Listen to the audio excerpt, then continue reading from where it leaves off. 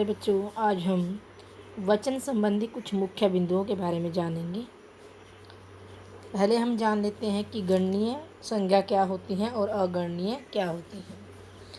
इनको गणनीय है काउंटेबल और अगणनीय है नॉन काउंटेबल। तो इसमें हम जानते हैं इसमें कौन कौन सी संज्ञाओं को लिया जाता है। गणनीय संज्ञा में क्या होता है, इनकी गिनती की जा सकती है, इन्हें नाप तोल नहीं सकते हैं। और अगणनीय में इनकी गिनती नहीं की जा सकती, इन्हें नाप तोल कर बता सकते हैं। इनके समूह का आकार गिनकर स्पष्ट किया जा सकता है कि यह समूह बड़ा है अथवा छोटा है। नाप तोल से उसकी मात्रा कम है अथवा अधिक है उसकी जानकारी मिलती है। इसके बाद संख्यावाचक विशेषणों का प्रयोग कर सकते हैं, जैसे 4 कलम, 3 पुस्तक, 2 लड़के, 10 आदमी आदि। उसी प्रकार अगणनीय में क्या होगा, इसमें परिमाणवाचक विशेषण ही लग सकता है, जैसे 4 लीटर दूध, 2 मीटर कपड़ा, संपूर्ण सेना, असीम कृपा, ढेर सारा प्यार आदि। तो इसमें ये अंतर है दोनों में। आगे हम थोड़ा सा वचन संबंधी नियमों के बारे में जान लेते हैं। कुछ ऐसे नियम हैं जो हमें वचन में, एक वचन बहुवचन में जानने बहुत ज़रूरी हैं। हिंदी में कुछ सदा एक वचन में होते हैं और कुछ सदा बहुवचन में होते हैं। कुछ सिंगुलर में होते हैं, कुछ प्लूरल में होते हैं। एक वचन में कौन कौन से होते हैं?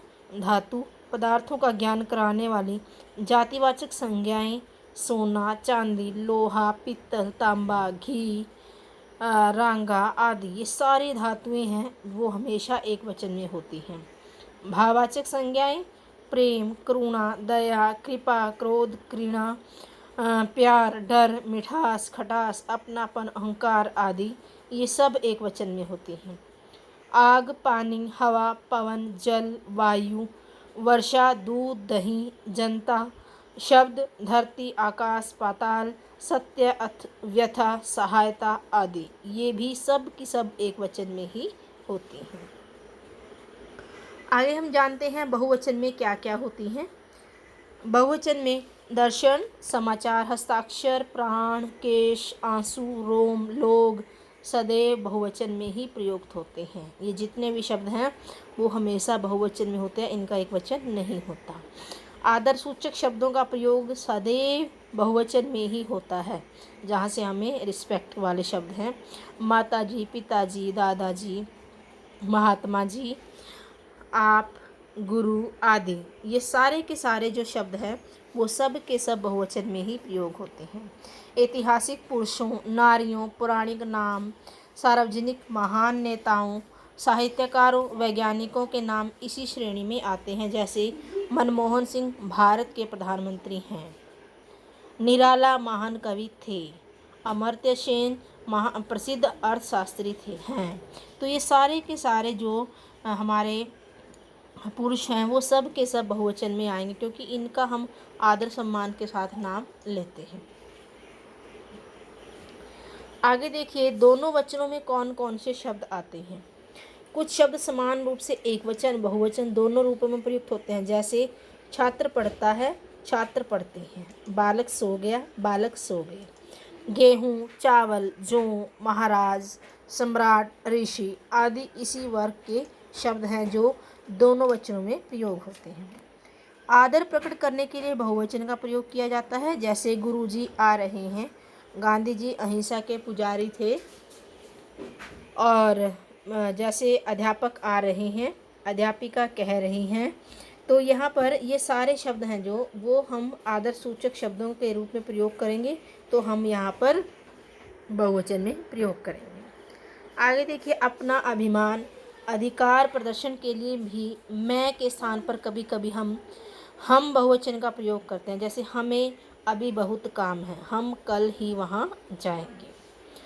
आगे आजकल तू एक वचन सर्वनाम का प्रयोग अत्यंत छोटे अथवा प्रिय के लिए ही प्रयोग किया जाता है। तू सर्वनाम है जो वो हम बहुत ही छोटे के लिए या फिर बहुत ही हमारे क्लोज है, जहाँ पर अपना शब्द आप शब्द हम प्रयोग नहीं करेंगे, बिल्कुल क्लोज है हमारे, मतलब निकट है बिल्कुल, उनमें हम तू शब्द का प्रयोग करते हैं। सम्मान प्रकट करने के लिए तू के स्थान पर तुम का प्रयोग किया जाता है। आगे देखिए जनता, दूध, वर्षा, आग, पानी आदि शब्द हैं एक वचन में प्रयोग होते हैं। जैसे जनता महंगाई सहन कर रही है। अब जनता में बहुत सारी पब्लिक है, लेकिन ये शब्द है जो हमारा वो एक वचन में ही प्रयोग होगा। दूध, वर्षा ये सब हमारे एक वचन में प्रयोग होंगे। कुछ एक वचन शब्द गण, लोग, जन, वृंद आदि समूहवाचक शब्दों के साथ जुड़कर बहुवचन के रूप में प्रयुक्त होते हैं। जैसे अध्यापक गण आज सामूहिक अवकाश पर हैं। अब यहाँ पर अध्यापक गण है मतलब अध्यापकों का एक समूह है। तो यहाँ पर ये जो गण, लोग, जन ये सारे हैं जो ये समूहवाचक शब्दों को के साथ जुड़ेंगे और फिर एक बहुवचन का निर्माण होगा। आगे देखिए, जिन शब्दों के साथ जाति, दल, सेना, समूह आदि प्रमुख होता है उनका प्रयोग एक वचन में होना चाहिए। जैसे जन समूह में अपार शक्ति है। यहाँ पर जन समूह यहाँ पर एक वचन में प्रयोग हो रहा है। भाववाचक संज्ञाएं एक वचन में प्रयुक्त होती हैं हमेशा। कलमी आमों में मिठास है। मिठास यहाँ पर भाववाचक संज्ञा है। प्रेम किया नहीं जाता हो जाता है। धातुओं का बोध कराने वाली जातिवाचक संज्ञाएं एक वचन में प्रयोग होती हैं। जो भी धातुओं का बोध कराती हैं हमें वो सारी की सारी संज्ञाएं एक वचन में प्रयोग होती हैं। जैसे सोना बहुत चमकीला है, चांदी सस्ती है। ये कुछ इम्पोर्टेंट जो पॉइंट थे, महत्वपूर्ण बिंदु थे जो हम एक वचन बहुवचन में भूल जाते हैं। तो आशा करती हूँ आपको ये समझ में आया होगा। अगली वीडियो में कुछ नई जानकारी के साथ हम फिर मिलते हैं। तब तक के लिए स्वस्थ रहें, मस्त रहें और व्यस्त रहें।